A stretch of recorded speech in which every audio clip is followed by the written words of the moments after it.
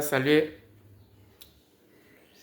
RADP, prenez vos tabourets et venez vous asseoir. Vous nous avez dit, c'est Laurent Gbagbo qui a cassé la BCAO. Autant, c'est faux. Mes chers parents, ne soyez pas pressés, ils vont vous mettre la VAR. Bien, Alassane Ouattara et son gouvernement. Je suis venu uniquement pour vous remercier. Car les formations que vous nous avez montrées, vraiment, ça n'a pas été facile pour nous. Mais grâce à vous aujourd'hui, on peut se battre. Voilà, c'est un peu ça. On a obtenu nos diplômes dans ça.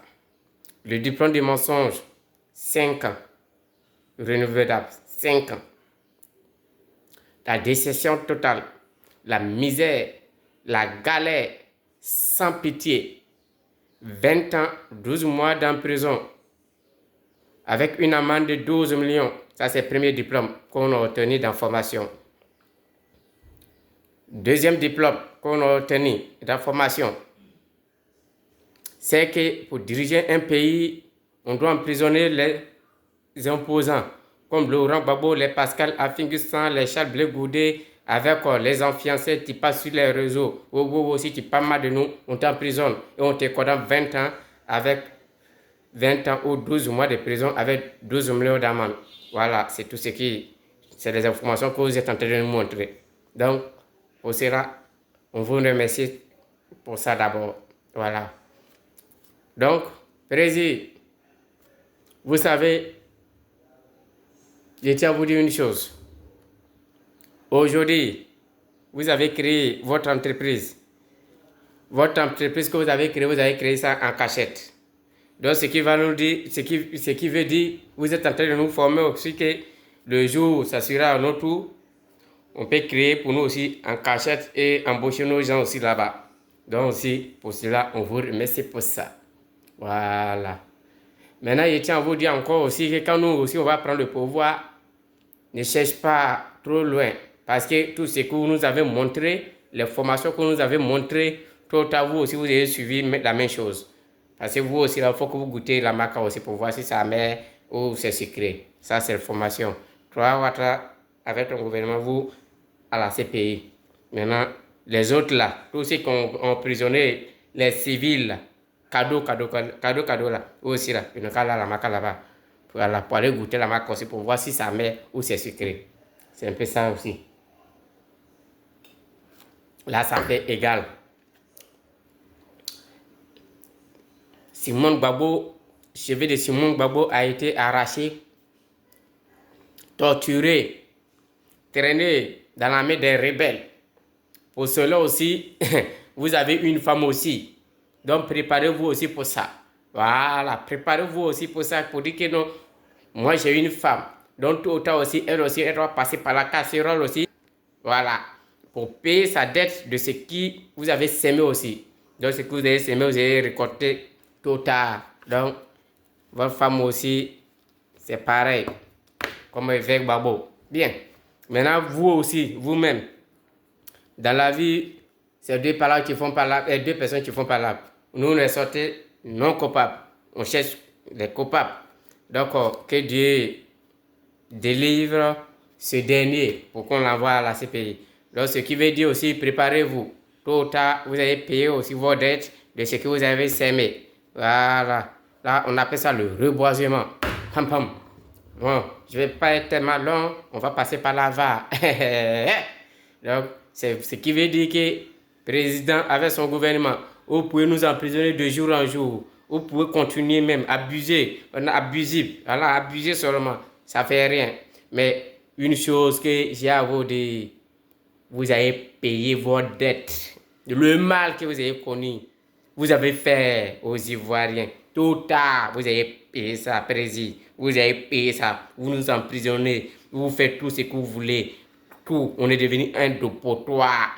D'abord, mais on ne peut plus parler dans notre propre pays. Mais tôt ou tard, je ne vous ai pas injuré, monsieur le président, mais je vous demande de commenter cette vidéo, de partager cette vidéo, de mettre dans vos favoris pour ne pas perdre cette vidéo. Car tôt ou tard, il faut que vous aussi, chacun d'entre vous, paye sa dette de ce qu'il a sémé. Donc, quand il sait quelque chose, il faut récolter. Je n'en dis pas plus. Boum, l'avare. Sur le paysage politique de la Côte d'Ivoire, parlant du CAS. J'insiste qu'il n'y a pas eu de cas parce que c'est important, c'est sur tout ça que repose l'éviction du nom du président Gbagbo de la liste électorale. Donc il est important d'insister sur la question. Il n'y a pas eu de casse et c'est ça qui est dommage. Alors, je dis ça parce que la Banque centrale, qui est censée être la victime, la BCEAO, n'a jamais porté plainte. Jamais. Jamais. Et vous êtes bien placé pour le dire. Oui. Et puis bon, tout le personnel qui était là, quand la réquisition a eu lieu, hein, ce n'étaient pas tous des amis du président Gbagbo. Il y avait de tout dedans. Donc quelqu'un au moins peut se porter témoin pour dire que oui, j'ai vu Katina traînant une caisse de billets et le mettant dans un camion. Mais rien de tout ça. Un genre de coup monté, pour pouvoir donc éliminer, comme j'ai dit, le président. Alors, c'est des faits, hein, c'est des faits. Et un autre élément qu'il faut souligner, c'est que quand, après le 11 avril, les personnes qui dirigeaient l'agence, la BCEAO Côte d'Ivoire, ont été virées et on les a remplacés par d'autres personnes et qui ont donc pris la place. Et le siège, pour prouver que l'argent avait été pris, puisque selon eux, l'argent avait été pris, donc pour prouver ça, ont commis un audit interne. L'audit interne n'a rien révélé. Donc, selon l'audit interne, rien n'a été volé. On n'en était pas sûr. On va donc commettre un cabinet d'audit de renommée internationale, dont je ne dirai pas le nom, qui est donc commis et qui fait l'audit. Rien. Les Français, qui tenaient aussi à tout prix à montrer que de l'argent avait été volé par Gbagbo, ont commis à leur tour le Trésor français pour venir faire un audit. Rien à leur tour. Et tout ça se retrouve dans les rapports financiers de fin d'année de la banque de 2011, où on n'a aucune trace, mais je dis bien aucune trace d'un vol quelconque de ce montant et de tout autre montant qui aurait été pris par qui que ce soit. Rien. Donc c'est sur du faux. Et jusqu'à présent, moi je reçois en tant qu'ancien gouverneur, je reçois le rapport financier, le rapport annuel de la Banque centrale, de la BCEAO. Rien. Jusqu'à présent, 2011, 2012, 2013 jusqu'en 2024 que je viens de recevoir, il n'y a aucune trace de cela. Donc, c'est vraiment, c'est eux qu'il faudrait peut-être accuser de casse, ceux qui font ça. Parce que c'est volontairement vouloir salir quelqu'un, le tuer dans son honorabilité, mais ce n'est pas acceptable. On ne peut pas le faire. Il n'y a pas eu de crime. Pourquoi diantre veut-on condamner quelqu'un s'il n'y a rien eu? Monsieur le gouverneur, donc c'est sur du faux que les autorités ivoiriennes se sont appuyées pour extraire le nom du président Laurent Gbagbo sur la liste électorale. Faux et usage de faux. Totalement faux. Et c'est ça qui est dommage parce qu'on le crie, et même ils le savent qu'il ne s'est rien passé. Mais comme il n'y a pas plus sourd que celui qui ne veut pas entendre, bon, ils ne veulent pas entendre, mais ils sont sûrs du faux et comme tout ce qu'ils font. Et c'est sur ça qu'ils prospèrent. Alors, donc, cette décision, parce que nous la vivons, cette décision a eu des répercussions dans le monde politique ivoirien. Ce n'est pas seulement au PPACI.